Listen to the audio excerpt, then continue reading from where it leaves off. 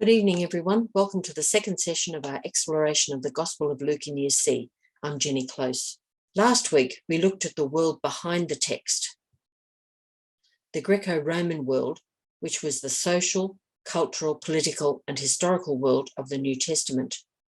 Tonight, we'll discuss the world of the text. So we'll be asking questions like these. How is our understanding of Luke's Gospel influenced by its structure, style, and contents? Here are some of the elements I'll talk about.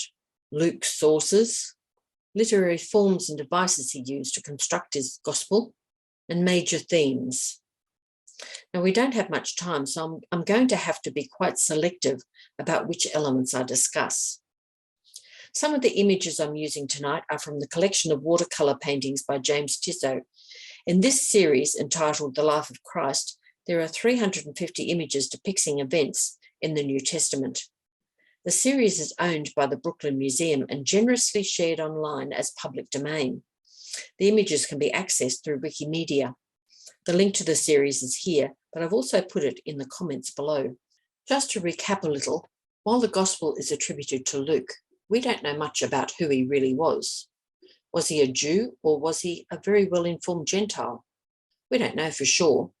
Here, James Tissot has imagined him as a Jew, and I'm happy to go with that for our purposes. With regard to Luke's community, it's likely, but not certain, that they lived in Antioch. Also, we don't know for sure if they were predominantly Jewish or Gentile. But for us, what is important is that they were Christians living in difficult times in the midst of a multicultural, pluralistic Roman Empire. First, let's look at the issue of sources. The primary source for Luke was Mark's Gospel, from which he borrowed a large amount of material. Then he also used the Q source, or Quelle, in the German meaning source, which contained the sayings of Jesus. Luke used 200 verses from Q. Luke also had his own particular source, from word-of-mouth accounts or written materials that haven't survived, but we must also remember that all the New Testament writings were underpinned by material and theology from the Hebrew Scriptures, the Old Testament. My second topic this evening is the issue of the literary forms in the Gospel of Luke. I'm only going to discuss one here, and that's the Symposium genre. Here is a painting by Anselm Feuerbach depicting the origins of the Symposium style of writing. This is ancient Greece, and in those days, a symposium was a banquet attended by a group of learned men. After the meal, a discussion of philosophical matters would take place, and by then, of course, everyone was mellow from good food and wine. So the participants were prone to make grand speeches and speak more openly than if they were entirely sober. In the Greco-Roman world, this became a format for writing stories. The stories were set in a banquet. So rather than action, there was a dialogue between the characters who would discuss and debate on issues of philosophical significance, such as love. In his Gospel, Luke, who was well-educated and a gifted writer, made use of the Symposium genre. And let's see how he did that. This is a painting by Tissot of the banquet which was given by a Pharisee for Jesus. Tissot named his picture the ointment of the Magdalene. Now, this is a typical misconception.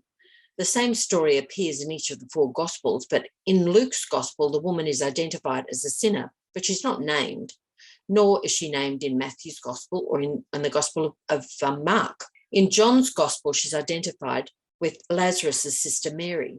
So Tissot is expressing the traditional prejudice about Mary Magdalene that she was a prostitute, utterly indefensible.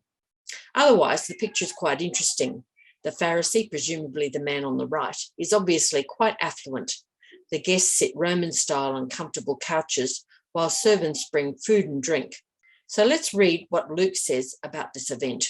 One of the Pharisees asked Jesus to eat with him, and he went into the Pharisee's house and took his place at the table. And a woman in the city, who was a sinner, having learned that he was eating in the Pharisee's house, brought an alabaster jar of ointment. She stood behind him at his feet, weeping, and began to bathe his feet with her tears and to dry them with her hair. Then she continued kissing his feet and anointing them with the ointment. Now, when the Pharisee who had invited him saw it, he said to himself, "If this man were a prophet, he would have known who and what kind of woman this is who is touching him, that she is a sinner. Jesus spoke up and said to him, "Simon, I have something to say to you." "Teacher," he replied, "speak." A certain creditor had two debtors. One owed 500 denarii and the other 50. When they could not pay, he cancelled the debts for both of them. Now, which of them loved him more? Simon answered, "I suppose the one for whom he cancelled the greater debt." And Jesus said to him, "You have judged rightly." Then turning towards the woman, he said to Simon, "Do you see this woman? I entered your house. You gave me no water for my feet, but she has bathed my feet with her tears and dried them with her hair. You gave me no kiss, but from the time I came in, she has not stopped kissing my feet. You did not anoint my head with oil, but she has anointed my feet with ointment. Therefore, I tell you, her sins, which were many, have been forgiven. Hence, she has shown great love. But the one to whom little is forgiven loves little." Then he said to her, "Your sins are forgiven." But those who were at the table with him began to say among themselves, "Who is this who even forgives sins?" And he said to the woman, "Your faith has saved you. Go in peace." So you can see how Luke used the symposium genre here. The story is set in the context of table fellowship. Luke uses a dialogue format to teach the kind of new values based on love that Jesus taught, which challenged the status quo. Luke used this setting to expound on the new world view that Jesus was instituting. Luke was indicating to his community that their way of life was a new way of living the covenant relationship with God that had been so sacred to Judaism for centuries. And that brings us to our third point, one of the major themes in Luke's gospel, the continuity with the old. At the time when Luke was writing his gospel, the Jews and the Christians were still shaken by two catastrophic events that caused seismic shifts in the worldviews of both Christians and Jews. For the Christians, it was the loss of their leader on the cross in about 30 in the Common Era. And for the Jews, it was the destruction of the temple some 40 years later. These events caused a crisis of faith for both communities. Luke's gospel was written in response to this crisis of faith in his own community. On the right is the San Damiano cross, which is a familiar image in our Franciscan parish. On the left, you can see the frieze on the Arch of Titus in Rome, which celebrates the destruction of the Jerusalem temple by the Romans in 70 CE. The soldiers are pictured here carrying off all the temple treasures. In his gospel, Luke figures Jesus as the means by which the covenant between God and the chosen people is continued and renewed. In this scene, Jesus predicts the destruction of the temple. Luke is positioning Jesus to take over from the temple. For Luke, Christianity is the reconstituted Israel. Let's unpick some of this thinking. First, what did the temple mean to the Jews?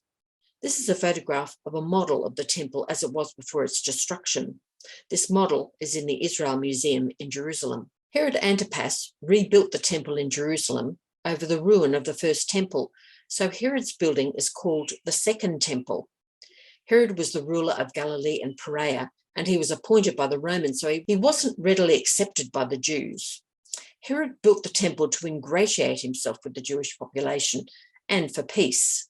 An interesting piece of trivia about Herod was that he couldn't enter the inner courts of the temple himself because he wasn't racially Jewish. His mother wasn't Jewish. Let's look at what was in the temple precinct. Here is the Holy of Holies where the priests officiated, and here are the courts of men and the court of women. These places were restricted to the Jews, of course. Then there was a large outer court for Gentiles. As you can see, the Roman soldiers could keep a close watch on everything that happened in the temple from the vantage point of the Antonia fortress. There were spacious colonnades around the walls, but the one on the south was called Solomon's Portico. Luke wrote about that in Acts. The apostles and disciples often gathered here in Solomon's Portico. And here is the gate out to the Mount of Olives, which was the site of the Garden of Gethsemane, where Jesus prayed before his arrest. The significance of the temple for Jews was profound. In their worldview, their God was the God of the universe. The Jewish people held a special place in God's plan. They were chosen by God. The temple was the center of their universe. It was the place where heaven and earth met.